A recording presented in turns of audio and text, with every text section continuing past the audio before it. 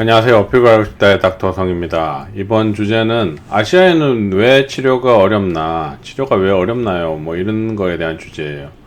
이건 무슨 말이야? 아시아인이라면 한국인인가? 예, 한국인을 얘기하죠.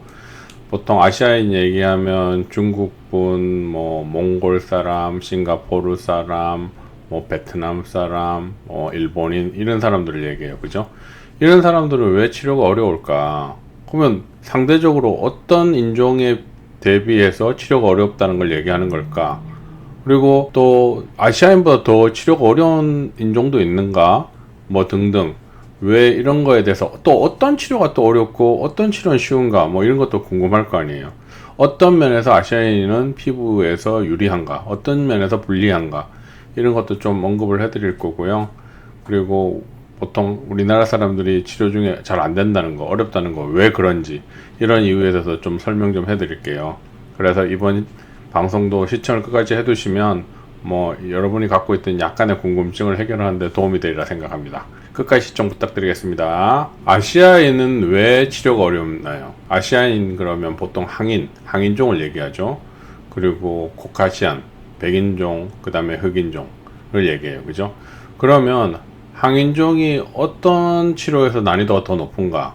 어떨 때 손해를 보는가? 또 어떨 땐 유리한가? 뭐 이런 거에 대해서 잠깐 얘기를 해드릴게요. 이런 것들은 대부분 그냥 일반인 기준으로 봤을 때 눈이기 때문에 막 심각하게 왜 들어가서 막 피부에 멜라닌이 어떻고 막 멜라닌 세포의 활성도가 어떻고 막 이런 것까지 깊게 들어가서 얘기하는 건 아니고 일반적인 사람들 눈으로 봤을 때 이러한 기준 때문에 이렇다라고 간단하게 설명을 해드릴 테니까요.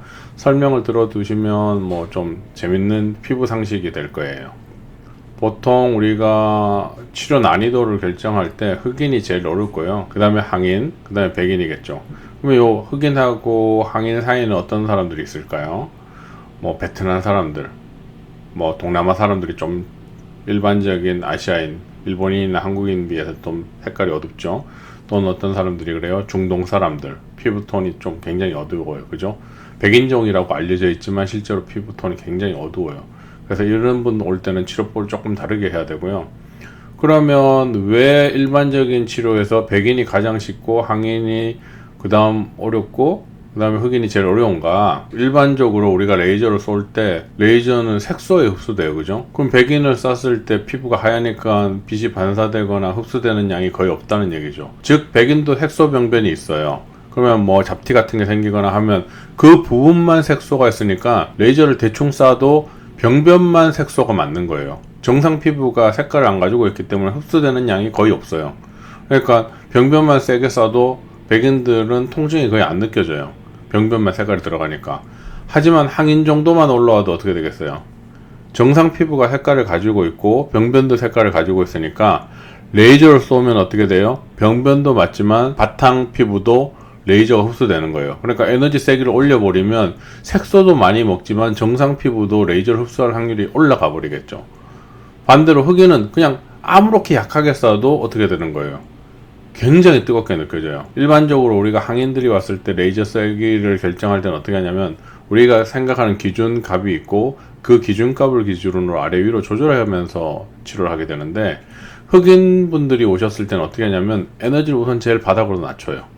그래서 거꾸로 한 칸씩 올라가면서 환자가 약간 뜨거워요, 핫하다고 표현을 할 때까지 아니면 그 바로 전까지 올린 다음에 그 세기에서 조절을 하는데 그 세기를 항인들한테 쏘잖아요. 그러면 지금 레이저를 쏘고 있는지도 인지가 안 될 정도로 에너지가 약해요.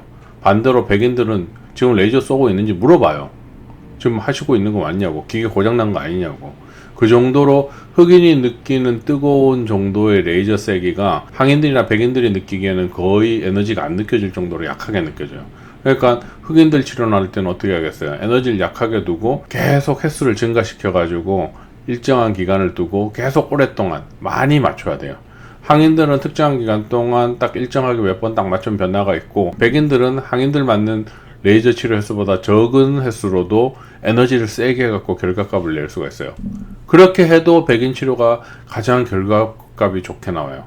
그래서 백인들을 상대로 하는 논문이라든지 유튜브의 어떤 시술 전후 동영상이라든지 사진들을 만들어내는 게 항인들이나 흑인들에 비해서 훨씬 쉬워요. 그리고 이런 대부분의 논문들이 어떻게 되어 있어요? 백인을 대상으로 쓰여져 있다는 거예요. 우리가 일반적으로 피부 논문을 읽고 그 논문에 있는 지식을 가지고 시술 방법을 약간 개발하고 변형시키고 계속 발전시켜 나가는데, 처음에 시작은 대부분 백인인 거예요. 최근에는 뭐 우리나라 같으면 워낙 피부 관련된 어떤 그런 기술들이 발전돼서 한국에서 시작하는 논문들도 많지만, 그 전에는 대부분 백인들을 상대로 쓰여진 논문들을 가지고 발전시켜 나가면서 어떤 스킬이라든지 하는 방법, 뭐 어떤 레이저의 적용 대상 이런 것들을 막 바꿔가기 시작했는데, 지금은 뭐 항인들도 나온다고는 하지만 아직까지 우리나라의 바탕은 과거의 백인들에 의해서 만들어진 논문을 바탕으로 쓰는 것들이 대부분이에요. 그러면 그 논문을 바탕으로 시술을 하게 되면 어떻게 돼요? 백인을 상대로 한 레이저 색이나 파라미터이기 때문에 그걸 그대로 아시아인한테 적용하면 하상을 입을 가능성이 높아지고 의외로 결과물이 안 나오게 돼요. 그리고 백인들과 항인들의 가장 큰 차이가 뭐예요? 피부의 유분 차이인데, 백인들은 항인들에 비해서 피지선 발달이 덜 되어 있어서 유분 분비가 적어요. 그러니 상대적으로 모공에 대한 관심도가 떨어져 있고, 반대로 유분이 적기 때문에 주름이 잘 생기니까 주름 관련된 시술에 대한 관심이 많이 올라가 있어요. 우리나라도 주름 관련된 시술에 관심이 많이 올라가 있긴 하지만 백인들에 비해서 관심도가 좀 떨어지거든요. 그런데 유분 분비가 많은 항인들은 어떻게 돼요? 모공이라든지 여드름 흉터가 백인들에 비해서 관심이 더 많고, 백인들에 비해서 항인들은 피부의 질긴 정도, 인장 강도가 많이 올라가 있어요. 장력이 많이 올라가 있기 때문에 상처가 나는 시술들, 박피술 같은 것들을 하면 나중에 살이 차오를 때 울퉁불퉁하게 바뀌게 돼요. 근데 상대적으로 백인들은 어때요? 박피술 같은 거 했을 때 나중에 시간이 지난 다음에 보면 살이 이렇게 평평하게 고르게 이렇게 차 올라와요. 그래서 백인들 시술 전후 사진들을 보고, 아, 항인도 저대로 하면 결과값이 잘 나오겠지 하고 따라했다가는 나중에 큰 사고가 나기도 해요. 그러니까 인터넷 같은데, 영상 같은데 보면 막 얼굴에 막 진물이 질질 나도록 하는 막 박피술 같은 걸 하는 걸, 그 대상들을 보면 다 백인이에요, 백인. 왜? 이런 사람들이 6개월, 7개월 후에도 어느 정도 피부가 좋아지고 유지되고 있는 게 확인되거든요. 하지만 항인들 같으면 그 모공이 워낙 발달되어 있고 피지선이 발달되어 있어서 그런 피부에 그런 박피술을 해버리면 어떻게 돼요? 시술 직후에나 1, 2주, 뭐 한두 달 안에는 피부가 되게 좋아 보일 수도 있어요. 왜? 많이 붓고 평평해지니까. 그런데 6개월, 7개월 지나면서 피부가 리모델링이 일어날 때 어떻게 돼요? 질긴 부분과 질기지 않은 부분에 피부에 올라오는 정도가 차이가 생기면서 피부가 물결치듯이 요철을 가지기 시작해요. 6개월, 7개월 지나면서 막 피부 상태가 바뀌니까 환자 입장에서 굉장히 당황스럽거든요.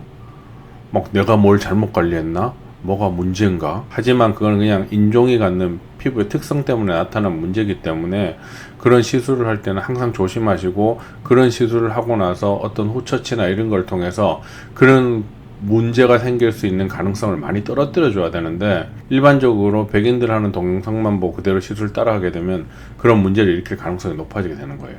이해가 되시겠어요?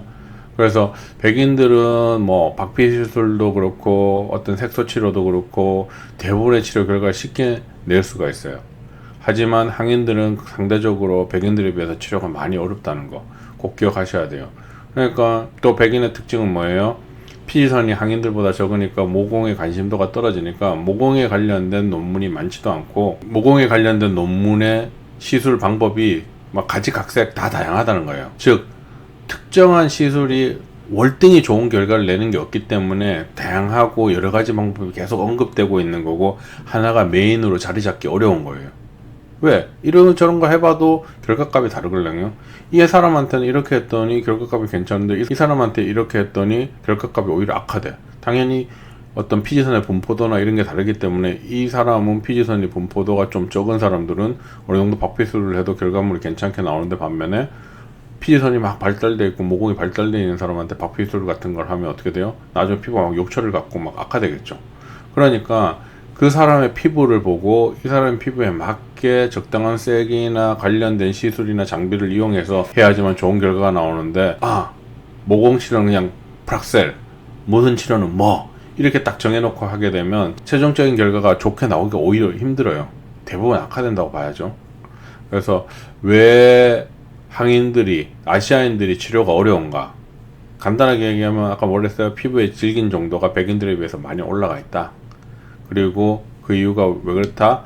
피지선 분포가 많기 때문에 유분 배출이 많고, 유분 배출이 많게 되면 피부가 어떻게 돼요? 장력이 올라가는 피부가 된다. 그러면 손상을 주는 시술 같으면 나중에 살이 차오를 때 물결을 치고 요철을 갖는 피부를 갖게 된다. 그러니까 그런 시술들을 할 때는 항상 조심해야 된다. 아시겠죠? 꼭 기억하세요. 그러면 왜 여러분 치료가 어려운지 이해가 되실 거예요. 그래서 이번에도 여러분들이 왜 모공 치료가 잘 안 된다고 하는지 이런 거에 대한 이유가 인종적 특징 때문이라는 거 잘 아시겠죠? 그래서 다음에도 여러분에게 더 도움이 되는 주제로 찾아뵙도록 하겠습니다. 끝까지 시청해 주셔서 감사드립니다.